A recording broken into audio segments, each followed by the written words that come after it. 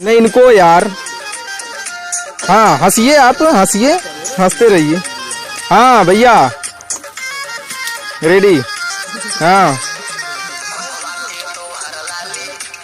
आवल आवाज धीरे धीरे धीरे धीरे आवल का। हाँ यार रहे हो। हाँ और क्लोज। हाँ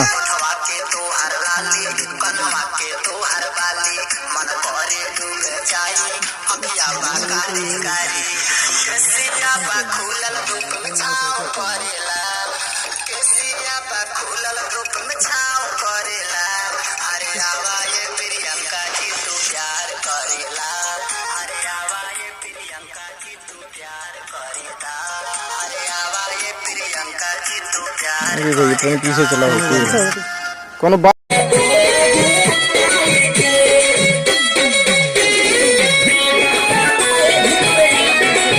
म्यूजिक बाय शैलेश कुमार।